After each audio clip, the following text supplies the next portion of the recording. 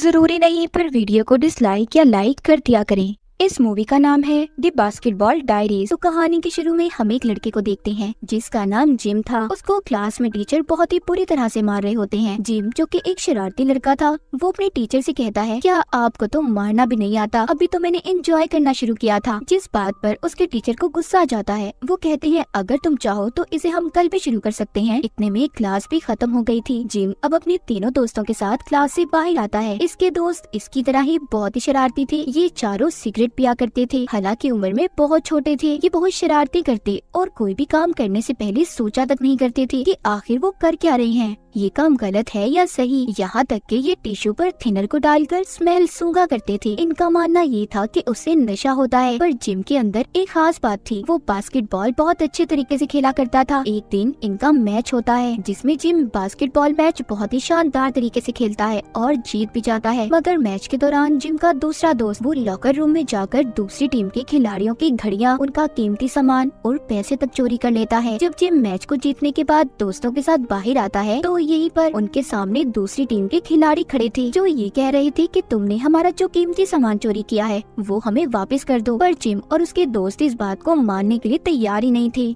इसीलिए ये टीम के साथ लड़ना शुरू हो जाते हैं। दोनों एक दूसरे को मार रहे थे। जिसके बाद हम देखते हैं जिम हॉस्पिटल में अपने एक दोस्त से मिलने जाता है जिसको ब्लड कैंसर था। जिम का ये दोस्त जब 6 साल का था, जब से इनकी बहुत अच्छी दोस्ती थी। जिम का दोस्त भी ये जानता था कि वो बहुत अच्छा बास्केटबॉल प्लेयर है। मगर 2 साल पहले जिम के दोस्त को पता चला कि वो बीमार है। जिम दिल से चाहता था कि उसका दोस्त ठीक हो जाए क्योंकि ये उसे दुनिया में अपना सबसे करीबी मानता था। जिम उसे घुमाने बाहर लेकर जाता है मगर उसे ये बिल्कुल भी अच्छा नहीं लगता, इसलिए जिम उसे वापस से हॉस्पिटल छोड़कर अपने घर आ जाता है। जिम ज्यादातर अपना वक्त स्कूल के 3 दोस्तों के साथ रहकर गुजारा करता था। उसके पास बास्केटबॉल के साथ साथ एक और महारत थी, वो थी उसकी राइटिंग। जब भी जिम के दिमाग में कोई ख्याल आता, कोई पोयम, तो वो उसे अपनी डायरी में लिख लिया करता था। उधर जिम का दोस्त जो हॉस्पिटल में बीमार था वो भी कुछ दिन बाद मर जाता है। जिम जब उसे देखने जाता है जिसकी हालत बहुत बुरी थी, वो अपनी बीमारी से ढांचे में बदल गया था। जिम उसकी ऐसी हालत देखकर बहुत रोता है। उसकी मौत के बाद इसे कुछ समझ नहीं आता कि वो अब अपनी जिंदगी में क्या करे। जिम अपने स्कूल के दोस्तों के साथ जब फिल्म देख कर आ रहा था तो भी वो बहुत दुखी था। वो बस अपने दोस्त की मौत के बारे में ही सोच रहा था, इसीलिए वो अपने दोस्तों को छोड़कर एक बेसमेंट में जाता है जहाँ पर कुछ लोग बैठे हीरोइन का नशा कर रहे थे। जिम वहाँ पर पहली बार उनसे इंजेक्शन लेकर खुद को लगा लेता है और उसे लगाने के बाद तो जिम का जैसे दुख दर्द सब कुछ खत्म हो गया था। वो एक अलग ही दुनिया में पहुँच गया था। और जब ये अपने घर आता है, इसकी मॉम इसकी ऐसी हालत देखकर बहुत ज्यादा परेशान होती है। जिम अपनी मॉम से कहता है कि मॉम मुझे छोड़ दें, आप कुछ नहीं जानती। अब आहिस्ता आहिस्ता जिम और उसके दोस्तों ने इस नशे को करना शुरू कर दिया था। यहाँ से शुरू हुई थी जिम। फिर आहिस्ता आहिस्ता इन्हें ऐसा लगने लगा कि इन्हें हर वक्त वो नशा चाहिए, मगर इस नशे के लिए बहुत सारे पैसे चाहिए थे। इसीलिए रात को जब एक बूढ़ी औरत अपने घर जा रही थी तो ये उसका पर्स चोरी कर लेते हैं। यहाँ तक कि जिम का एक दोस्त उस बूढ़ी औरत को बहुत मारता है। अगले दिन स्कूल में जब ये लोग चर्च में जाते हैं तो वहाँ पर फादर इन्हें अंदर आने का कहते हैं। जिम जाने से मना कर देता है और कहता है कि आज मैं चर्च में नहीं आऊंगा। पर फादर के कहने पर वो चला जाता है और जिम को कन्फेस रूम में बिठाया गया था। दरअसल ये एक ऐसा कमरा था जहाँ पर एक इंसान फादर के सामने दिल की बात कहा करते थे, जो फादर और उस इंसान के दरमियान में ही रहा करती थी। यहाँ पर जिम फादर को सब बताना चाहता था, अपने बुरे काम, अपने नशे के बारे में, मगर कुछ भी नहीं बताता। वो रोज ये सोचता बस आज वो नशा करेगा जो आखिरी बार होगा। पर वो दिन कभी आया ही नहीं कि जिम ने नशे को छोड़ा हो। नशा अब उसकी आदत बन चुकी थी, क्योंकि किसी भी चीज की आदत छोड़ना इंसान के लिए बहुत मुश्किल है। एक दिन जिम स्कूल के बाथरूम में नशा कर रहा था जहाँ पर इसके मैच का कोच इसे देख लेता है। जिम नशे में था, कोच उसका फायदा उठाने की कोशिश करता है और उसे पैसे भी देता है। पर जिम को जब थोड़ा सा होश आया था तो वो उसे मारकर वहाँ से भगा देता है। अगले दिन जिम का मैच था। ये मैच से पहले भी नशा करता है। यहाँ पर इसी का एक दोस्त इसे मना कर रहा था, कहता है कि ऐसा मत करो यार, पर ये उसकी बात नहीं मानते और उसे छोड़कर तीनों दोस्त नशे की गोलियां ले लेते हैं।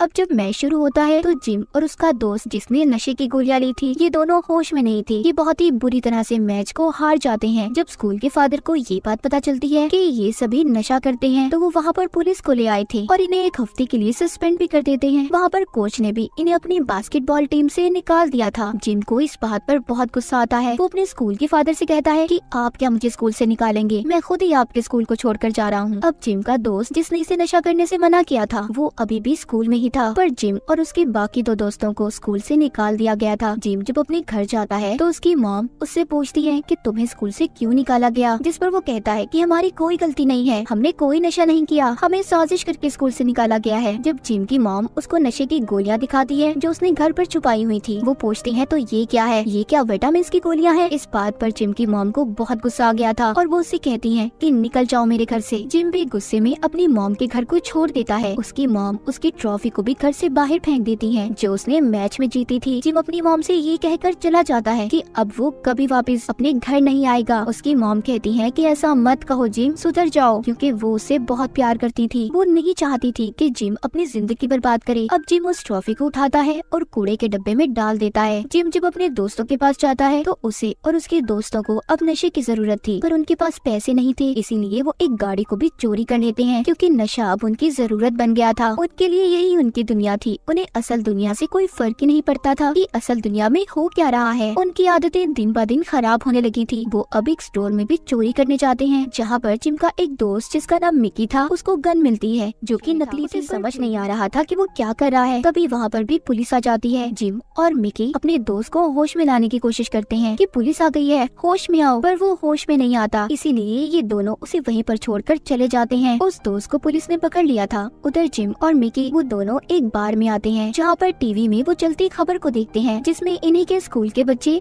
जो कि अब मैच में आगे जाने के लिए सिलेक्ट हो गए थे, उन्होंने अपने मॉम डैड के सर को फखर से बुलंद कर दिया था। जब जिम और मिकी इस खबर को देखते हैं तो उदास हो जाते हैं क्योंकि ये कभी इनका भी ख्वाब हुआ करता था। जिम अब अपनी मॉम के पास जाता है मगर वो छुपकर अपनी मॉम को देख रहा था क्योंकि उसके अंदर हिम्मत ही नहीं थी कि जिंदगी में इतनी गलतियां करने के बाद ये अपनी मॉम का सामना कर सके। इसीलिए दोबारा से ये उसी जगह पर आ जाता है जहाँ पर ये नशा किया करता था। तभी वहाँ पर एक आदमी आता है जो जिम को बहुत मार रहा था क्योंकि जिम ने उसके दोस्त को नशा दिया था जिससे उसकी मौत होने वाली थी। जिम उस आदमी से कहता है कि इसमें मेरी क्या गलती थी, तुम्हारी दोस्त ने उस नशे को हजम नहीं किया। पर वो आदमी उसे बहुत मारता है और सीढ़ियों से भी नीचे गिरा देता है। जिम के दिमाग ने अब काम करना भी बंद कर दिया था। उसको अलग अलग तरह से हेलुसिनेट होना शुरू हो जाता है। कभी उसे नजर आता है कि वो बास्केटबॉल खेल रहा है जिसके नेट में आग लगी हुई है, लेकिन ये सब उसका सिर्फ ख्याल था। वो आदमी उसे मारकर बर्फ के ऊपर गिरा गया था। तभी यहाँ पर एक और आदमी आता है जिसका नाम रेगी था। जिम जब नशा नहीं करता था तो रेगी इसके साथ बास्केटबॉल प्रैक्टिस किया करता था। उसे ये बात पता थी कि जिम एक बहुत अच्छा प्लेयर है, इसीलिए ये उसे उठाकर अपने घर ले जाता है। जब जिम को होश आता है तो वो रेगी के घर से जाना चाहता था। जब वो अपनी कोट की जेब को चेक करता है तो उसमें उसकी नशे की दवाई नहीं थी। जिम उस आदमी से कहता है कि तुम मेरे नशे की दवाई मुझे दे दो, पर वो कहता है नहीं, मैं ऐसे तुम्हें तुम्हारी जिंदगी बर्बाद करने नहीं दे सकता। वो उसी के सामने उसकी नशे की दवाई को पानी में फ्लैश कर देता है। जिम को उस पर गुस्सा आ रहा था। वो अपने कंट्रोल से बाहर हो जाता है और रेगी से कहता है कि तुमने मेरे नशे को जाया किया, अब तुम मुझे इसके पैसे दोगे। पर रेगी उसे पकड़ लेता है और कहता है कि तुम यहाँ से अब कहीं नहीं जाओगे जब तक तुम खुद पर कंट्रोल ना कर लो। वो उसके कमरे के आगे पहरेदारों की तरह बैठ जाता है। नशा ना करने की वजह से जिम की हालत बहुत ज्यादा खराब थी, मगर अब आहिस्ता आहिस्ता वो नॉर्मल हो रहा था। जब सुबह होती है तो रेगी उससे कहता है कि मैं अपने काम पर जा रहा हूँ, तुम यहीं पर रहना।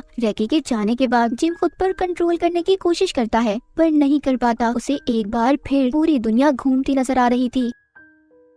वो रेगी के घर में पैसे ढूंढने लगता है पर उसे नहीं मिलते, इसीलिए वो अब यहाँ से एक लड़की के पास जाता है जो पहले कभी इसकी दोस्त हुआ करती थी। ये लड़की भी नशा करती थी। जिम अब उससे पैसे मांगता है पर वो नहीं देती क्योंकि एक बार इसने भी जिम से पैसे मांगे थे पर जिम ने देने से मना कर दिया था। जिम उसकी बहुत मिन्नतें करता है, इसीलिए वो लड़की अब बैग से पैसे निकाल कर जमीन पर फेंक देती है और चली जाती है। जिम को उसकी इस हरकत पर बहुत गुस्सा आता है। वो कहता है मैं जानता हूँ तुम कौन हो, तुम एक बुरी लड़की हो, पर वो वहाँ से चली गई थी। अब जिम जमीन पर गिरे हुए पैसों को उठा लेता है क्योंकि वो ऐसे स्टेज पर था जहाँ पर इज्जत नफ्स कोई मायने नहीं रखता। लेकिन अभी है जिसकी बात ये अपने दोस्त मिकी के पास जाता है और ये दोनों मिलकर एक आदमी के पास जाकर उससे नशा खरीदते हैं, मगर जब ये उसे टेस्ट करते हैं तो वो नशा नकली था। ये दोनों भागकर उस आदमी के पीछे जाते हैं जो भागता भागता एक बिल्डिंग की छत पर आ गया था। मिकी जब उसे पकड़ने की कोशिश करता है तो उस आदमी का पाँव स्लिप हो जाता है जिससे वो नीचे गिरकर मर गया था। जीप जब वहाँ पर पहुँचता है तो मिकी से कहता है कि तुमने क्या कर दिया, अब हमें कोई नहीं बचा सकता, तुमने उसे मार दिया। और जब मिकी नीचे जाकर चेक करता है तो कुछ गैंग के लोग आकर उसे पकड़ लेते हैं और बहुत मारते हैं। पुलिस ने भी उसे पकड़ लिया था। इतना सब होने के बाद भी जिम को समझ नहीं आई थी। वो दोबारा से अपनी मॉम के पास जाता है और कहता है कि प्लीज मॉम मुझे पैसे दे दो, मैं आपका बेटा हूँ,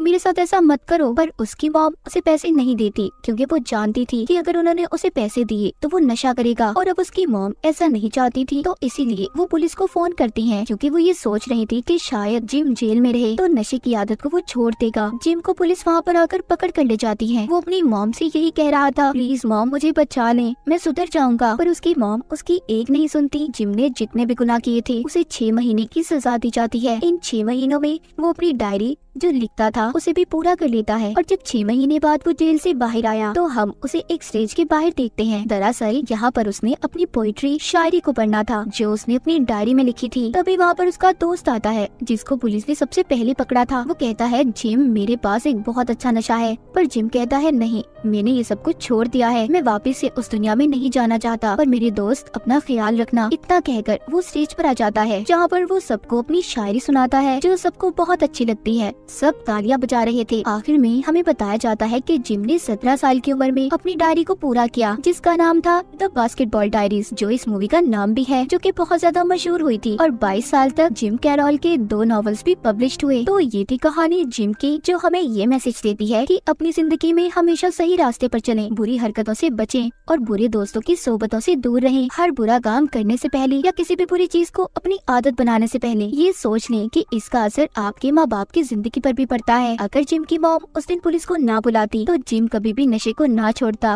और शायद कुछ साल बाद मर जाता। तो हर बुरी आदत से दूर रहे, इसी मैसेज के साथ ये कहानी यहीं पर खत्म हो जाती है।